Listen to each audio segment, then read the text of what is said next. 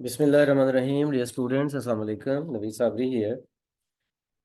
Dear students, vocabulary से related ये एक इम्पॉर्टेंट लेक्चर है, वर्ड फॉर्मेशन पैटर्न्स। इसका फर्स्ट पार्ट आज हम डिस्कस कर रहे हैं। देखिए, जब वर्ड्स बनते हैं तो वो या तो बिल्कुल कोई नया वर्ड हो, तो उसको तो हम डिस्कस यहाँ पे नहीं कर रहे, लेकिन कुछ वर्ड्स ऐसे होते हैं जो कि अपने किसी बेस वर्ड से बनते हैं। जैसा कि ये एग्जाम्पल इस वक्त मैं आपके सामने रखता हूँ कि एक वर्ड है कलर। अब कलर से बनने वाले डिफरेंट वर्ड्स हैं जो यहाँ पे आपको शो किए जा रहे हैं। कलर एक बेसिक वर्ड है जो कि नाउन या वर्ब के तौर पर यूज हो सकता है, और कलर से ही आगे वर्ड बनता है कलर्ड। कलर्ड जो वर्ड है वो एजेक्टिव के तौर पर भी यूज होता है और वर्ब के तौर पर भी।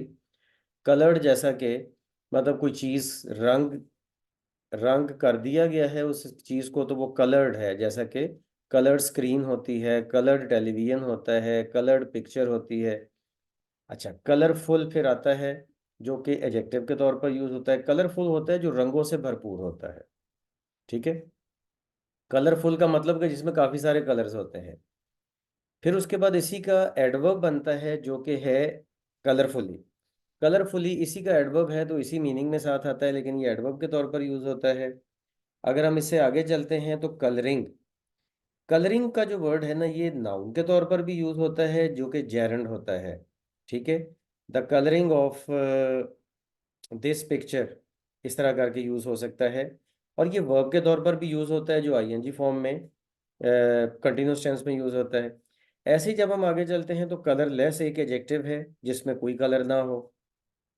इंसानों के लिए भी कलरलेस यूज हो सकता है। जो बंदा बिल्कुल ही किसी चीज में इंटरेस्ट ही ना रखता हो वो कलरलेस सा बंदा हो सकता है।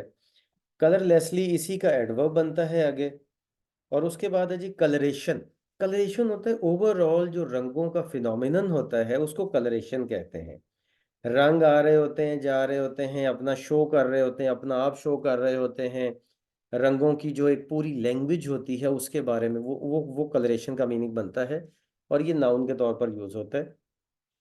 इसके बाद डिसकलर है। कोई चीज़ का रंग ख़त्म हो जाए, फेड हो जाए, तो वो डिसकलर हो जाती है, तो ये वर्ब के तौर पर यूज़ होता है।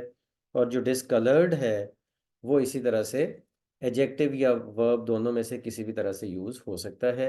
यानी कि डिसकलर्ड जो है वो वही चीज़ है ना कि जिसका रंग फेड हो गया वो डिसकलर्ड है। जैसे डिसकलर्ड शर्ट हो सकता है। ठीक है। इस तरह से कलर से रिलेटेड जो सारे डेरिवेटिव्स हैं वो हमने इसमें डिस्कस किए। इसी तरह से एक और एग्जांपल हम ले सकते हैं कंफर्ट की। कंफर्ट का मतलब आराम भी होता है और आराम करना भी होता है, और आराम देना भी होता है। सॉरी, आराम करना नहीं, आराम देना। आराम भी होता है, आराम देना भी होता है। ये नाउन के तौर पर भी यूज होता है और वर्ब के तौर पर भी। इससे कंफर्टेबल बनता है जो कि एडजेक्टिव है बेसिकली, और कंफर्टेबली उसी का एडवर्ब है, आरामदेह जिसको बोलते हैं, और आरामदेह तरीके से।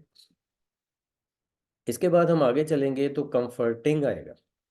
कंफर्टिंग आईएनजी लगने से जो है वो एडजेक्टिव बन गया। तो ये एडजेक्टिव के तौर पर भी आ सकता है और वर्ब के तौर पर कंटिन्यूअस टेंस में भी यूज हो सकता है कंफर्टिंग। ऐसे ही अगर हम डिस्कम्फर्ट देखते हैं तो डिस्कम्फर्ट जो है वो नाउन के तौर पर यूज होता है। ठीक है, सेंटेंसेस में। और अनकंफर्टेबल जो है वो एडजेक्टिव होता है, गैर आरामदेह जो होता है, और अनकंफर्टेबली इसी का एडवर्ब बनता है। और जब हम आगे चलते हैं तो डिस्कम्फिचर। डिस्कम्फिचर जो है ना, ये नाउन के तौर पर यूज होता है, और ये वो वर्ड है कि जिसमें हम ये कह सकते हैं कि ये एक अपना मतलब गैर आरामदेह और एक बहुत अनईजी सिचुएशन की तरफ इशारा करता है। इससे आगे जब हम चलते हैं तो हमें वर्ड मिलता है कंपेयर। कंपेयर का वर्ड जो है वो वर्ब के तौर पर यूज होता है बेसिकली, और इसी से नाउन बनता है कंपैरिजन, और आगे कंपेरेबल एडजेक्टिव, एडजेक्टिव कंपेरेबल जो कंपेयर किया जा सके, और कंपैरेटिव जो कंपेयर किया जा रहा है और मुकाबले पे है किसी चीज़ के, वो भी एडजेक्टिव है। कंपैरेटिवली इसी का एडवर्ब बनता है। और इनकम्पेरेबल एडजेक्टिव है जो कि मतलब जिसका मुकाबला ना किया जा सके, जिसका मुवाजना ना किया जा सके। और इनकम्पेरेबली इसी का एडवर्ब बनता है आगे। इस तरह से कंपेयर को हम डिफरेंट डेरिवेटिव्स में आगे फर्दर डिराइव करते हैं। और एक और एग्जांपल है इस लेक्चर में, और वो है कंपोज की। कंपोज का मतलब होता है किसी भी चीज़ को इकट्ठा करना, किसी भी चीज़ को इकट्ठा करना, किसी चीज़ को वेल फॉर्म बनाना। इसी का नाउन होता है कंपोजिशन।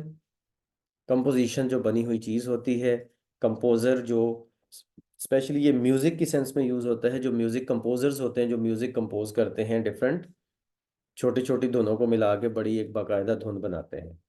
और इसी तरह से आगे कंपोज्ड है, जो चीज़ इकट्ठी करके वेल फॉर्म्ड बना दी गई है वो कंपोज्ड है।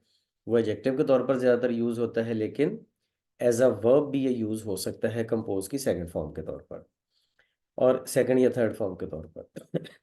और इसके बाद है जी कंपोयर। कंपोयर किसी भी चीज़ का, जो किसी भी इंसान का स्पेशली होता है, ये नाउन के तौर पर यूज़ होता है। कंपोयर होता है कि किसी भी चीज़ का, किसी भी इंसान का जो ओवरऑल बिहेवियर होता है वो उसका कंपोयर होता है। और इस तरह से कंपोजिट एडजेक्टिव के तौर पर यूज़ होता है, जो चीज़ बना दी गई है, डिफरेंट चीज़ों को इकट्ठी करके जो चीज़ बना दी गई है वो कंपोजिट है। और ये एडजेक्टिव होता है, जैसे कि कंपोजिट डायलॉग हो सकते हैं, जो सारी पार्टीज़ को इकट्ठा करके किए जाते हैं। आगे ये एक वर्ड आपको बड़ा गौर करने वाला है, ये है कंपोजिटर। कंपोजिटर जो वर्ड है, हम अक्सर इसको गलत यूज़ करते हैं कंपोज़र को। देखें, जो ये फाइल्स वगैरह बनाते हैं ना, जो टाइपिंग करते हैं, या जिसको कहते हैं ये डिफरेंट फाइल्स बनाते हैं, उनको हम कहते हैं जी कंपोज़र कह देते हैं। वो कंपोज़र नहीं, वो कंपोजिटर होता है। कंपोज़र सिर्फ म्यूज़िक में होता है, म्यूजिक बनाने वाला कंप्यूटर होता है। लेकिन जो टाइप करने वाला, एमएस ऑफिस को यूज़ करने वाला बंदा, जो डिफरेंट फाइल्स वगैरह बनाता है कंप्यूटर पे, वो कंपोजिटर होता है। और इसके बाद आगे डीकम्पोज है। डीकम्पोज का मतलब है टूट फूट जाना, ये वर्ब के तौर पर आता है। डीकम्पोज जो है वो एडजेक्टिव के तौर पर भी और वर्ब के तौर पर दोनों तरह आ सकता है, वर्ब की सेकंड या थर्ड फॉर्म। और एडजेक्टिव के तौर पर आता है जी, जो चीज़ टूट फूट चुकी है वो डीकम्पोज्ड है। और इसी तरह से डीकम्पोजिशन इसी डीकम्पोज का नाउन बन जाता है, यानी कि टूटना फूटना।